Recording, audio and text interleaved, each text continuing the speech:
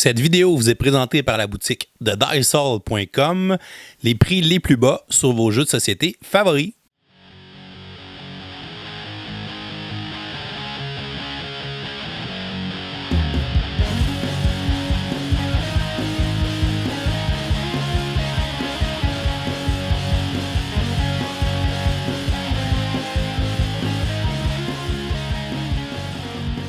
Salut les gamers, bienvenue à Professeur Board Game, je m'appelle David.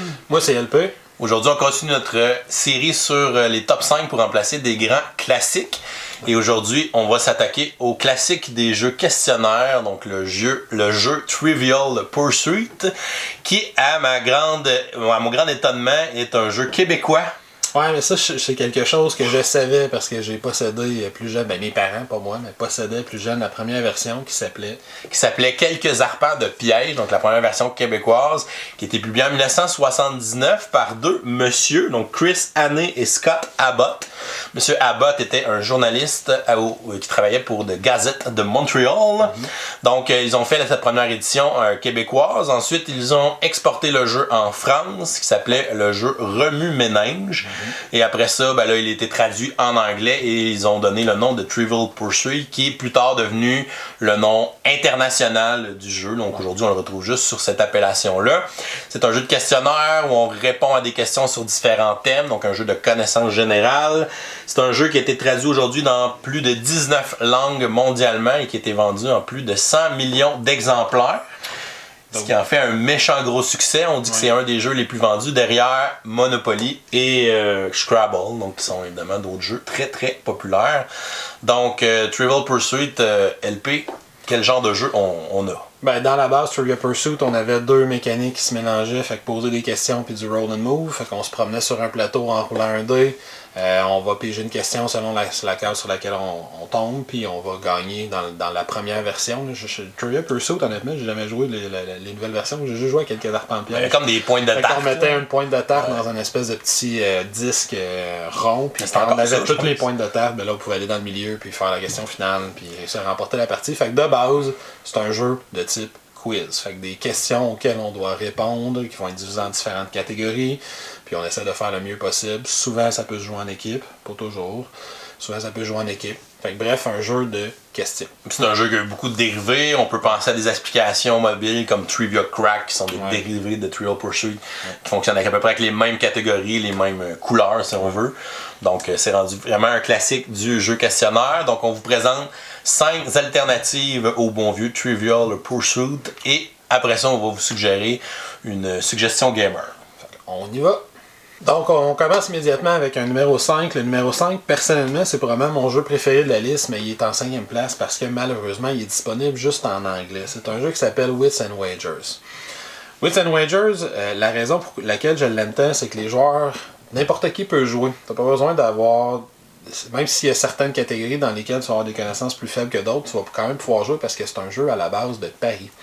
Le principe de Wits and Wagers, c'est que toutes les questions, les réponses, c'est des numéros. Fait qu'on va poser une question, il y a combien d'habitants aux États-Unis, par exemple. Fait que là, tous les joueurs ont une espèce de petit carton, ils vont écrire leur réponse sur un carton secrètement, on a 10 secondes pour le faire. Quand ce 10 secondes-là il est passé, tout le monde révèle sa réponse, et sur une espèce de tapis de jeu de paris de type casino, on va aller mettre les réponses en ordre croissante. Puis ensuite, les joueurs ont des jetons qui représentent de la monnaie, vraiment un jeu de pari, puis on va aller parier sur les réponses qu'on pense qui est la plus proche. Fait qu'il y a un petit côté de Price is Right, il faut aller vers la réponse qui est la plus proche de la vraie réponse sans la dépasser. Fait que si on a dit, il y a quelqu'un qui a dit 250 millions d'habitants, l'autre c'est 300 millions, il y en a un qui a dit 325, il y en a un qui a dit 500, il y en a un qui a dit 1 milliard. Bon ben là on va aller chacun mettre nos paris, puis je peux y aller safe, je vais mettre, je suis pas sûr c'est combien, je vais better sur le 250 et sur le 300, je vais mettre 50-50, je mets tout mon argent sur le 200, je mets tout mon argent sur le 500. Puis ça se peut que tu mides pas sur ta réponse à toi, parce que tu te rends compte que finalement, ça a peut-être plus d'allure que les autres. Exactement. Puis, tu peux même bluffer, ce que j'adore vraiment. J'ai une question qui sort, il y a un crack de cinéma autour de la table. En quelle date est sorti le premier James Bond? Fait que là, lui, il dit, moi, je vais faire exprès d'écrire n'importe quoi. Tout le monde va voter, tout le monde va bêter ma réponse, puis moi, je vais aller bêter sur la réponse que je sais qui est la plus vraie. Ça, c'est chiant. Oui, mais c'est quelque chose que tu peux faire. Fait qu'il y a du bluff. Tu peux te servir des réponses des autres pour répondre, mais évidemment, tu vas vouloir bêter sur la réponse. Fait que là, est-ce que je vais suivre ce que tu as écrit ou ça sur quoi tu mises? Des fois, ça peut être mêlant. Puis les parties sont courtes, c'est juste celui qui a le plus d'argent à la fin de 7 questions qui l'emporte. Fait que ça prend 20-25 minutes à jouer, on peut jouer jusqu'à 8. Si ma mémoire est bonne, il y a plein de versions qui existent, là, familial, Vegas, de différentes catégories. Comme je dis, son plus gros défaut, c'est qu'il n'est pas disponible en français. Fait que ça prend quelqu'un qui est capable de lire les questions et de les traduire live toujours. Puis comme le jeu il est américain, des fois il y a des références culturelles. On va parler spécifiquement de certains États ou de la télévision américaine, des trucs comme ça, que c'est pas nécessairement tout le monde qui va être à l'aise en dehors du pays. Mais bref, sinon, c'est un excellent jeu, du beau matériel, Wits and Wagers, un jeu que j'aime beaucoup. Donc on attend une édition francophone ou québécoise. Ça, j'achèterais ça. Si quelqu'un veut en faire la traduction, l'appel est lancé. On continue immédiatement avec notre numéro 4. Là, on a un petit jeu. C'est des questions simples qui est à l'intérieur de ce jeu-là, mais on rajoute une complexité parce qu'on met une limite de temps, puis on fait faire des opérations multiples en même temps. C'est un jeu qui s'appelle Stay Cool. Le principe de Stay Cool est extrêmement simple. Je vais avoir une série de dés devant moi qui sont des lettres, qui représentent des lettres. C'est pas des dés qu'on brasse, mais il y a l'alphabet sur ces dés-là. Et quand le jeu va commencer, le jeu va se jouer en 3 rounds. Ça fait que c'est un jeu qui est très rapide aussi.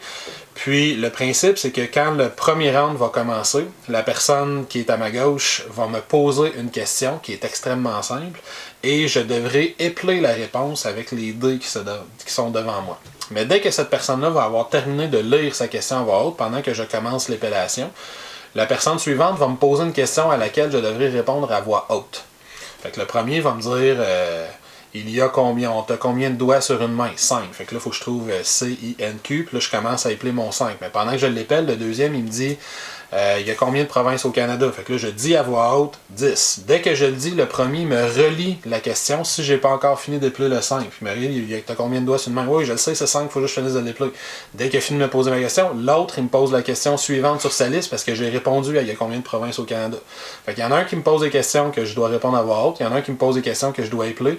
Les deux n'arrêtent jamais de parler. Dès qu'il y en a un qui finit de poser sa question, l'autre pose la nouvelle question ou repose la précédente parce que j'ai pas encore fini de la faire. À un moment donné, tu viens tout mêler. Puis au deuxième tour, tu rajoutes une limite de temps, un chronomètre. Donc tu l'as déjà au premier tour. Tu l'as, mais c'est toi qui le gères. Au deuxième tour, c'est que c'est toi qui le gères. Tu as un petit chronomètre de, je pense, c'est 30 secondes. Un sablier. Puis c'est toi qu'il faut qu'il tourne. Fait que au premier tour, c'est quelqu'un d'autre qui le fait à ta place. Il fait juste te dire ok, ton temps est fini. Parce que grosso modo, tu as comme 1 minute et demie ou 2 minutes pour répondre au plus de questions possible. Puis le score que tu fais, ça dépend de où tu t'es rendu dans chacune des deux catégories. Fait que tu peux pas dire moi j'épelle pas, je fais juste répondre à voix haute. Tu multiplies les deux ensemble. Tu multiplies les deux. Fait que si tu réussis 3 questions d'épellation puis 5 de l'autre, tu fais 15 points. Mais si t'as pas répondu à aucune question d'épellation, tu fais 0, même si t'as réussi les 7 de l'autre. Ouais. Puis fait que là, le deuxième tour, ton chronomètre, c'est toi qu'il faut qu'il aille tourner ton sablier. Fait que là, il faut que tu t'occupes de ça en plus. Puis le troisième tour, c'est toi qu'il faut qu'il tourne ton. Ben, tu vas dire à quelqu'un de tourner le sablier, mais tu le vois pas. Fait que faut que tu dises là, ça doit faire à peu près 20 secondes. Fait que puis là, tourne le sablier. Puis si le sablier s'écoule avant que tu aies dit de le tourner, ben ton tour s'arrête immédiatement. Puis en plus, ajoute à ça que ceux qui essaient de dire moi je prendrai pas de chance, je vais le tourner vite.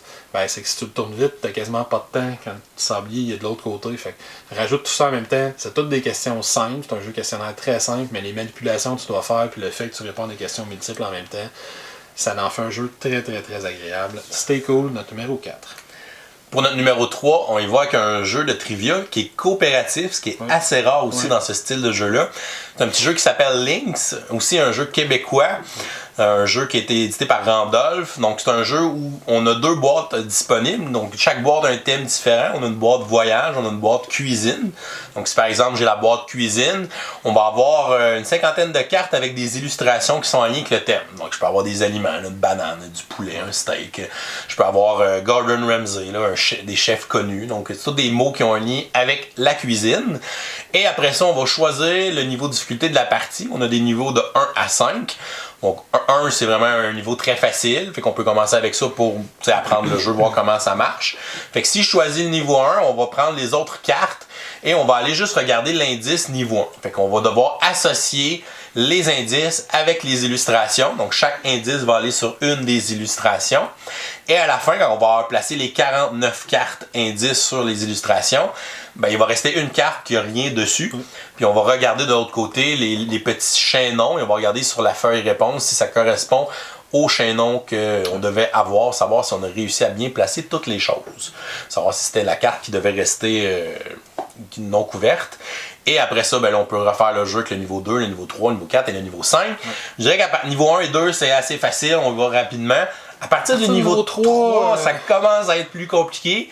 Puis ce qui est vraiment le fun dans Link, c'est l'esprit coopératif de dire, tu sais, moi ça me dit vraiment rien cet indice-là, mais l'autre personne, ah oui, moi j'ai déjà entendu ça ou je connais ça. Parce que là, on se sert des connaissances communes de tout le monde pour essayer de résoudre l'énigme ou le puzzle plutôt que de compétitionner entre nous autres. Fait que s'il y en a un qui est fort en cinéma, l'autre est fort en musique, l'autre est fort, il y a beaucoup de connaissances en cuisine, l'autre c'est ainsi de suite, beaucoup de connaissances en sciences. On va pouvoir combiner tout ça ensemble pour essayer de battre le jeu.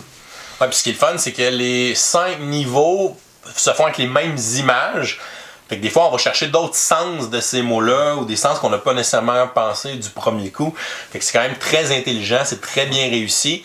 Les 2 versions sont très le fun à jouer. J'ose imaginer qu'ils vont en publier d'autres avec des nouveaux thèmes. Je pense qu'ils sont en train de travailler là-dessus. Ouais. Donc, c'était vraiment un jeu très très le fun à jouer. Donc, Lynx, le fait de prendre un jeu de questions puis de le mettre coopératif à la base, c'est quelque chose qui m'intéressait beaucoup à essayer. Et ça fonctionne très bien dans celui-là. On continue avec notre numéro 2, on revient à des bons vieux jeux compétitifs. Dans le cas du numéro 2, il est particulier pour un jeu questionnaire parce qu'il n'y a pas de questions dedans, mais c'est quand même un jeu de connaissance générale. C'est un jeu qui s'appelle Timeline.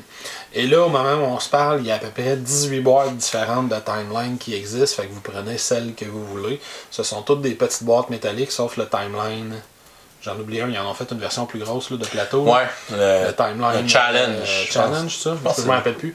Mais sinon, on peut prendre juste les petites boîtes. Timeline, c'est un paquet de cartes, dans le fond. Si je prends, par exemple, Timeline Inventions, les inventions, j'ai un paquet de cartes de une centaine de cartes. Et sur chaque carte, il y a une invention qui est dessinée et qui est nommée sur la carte. L'idée, c'est qu'on passe une main de carte au début de la partie à chaque joueur.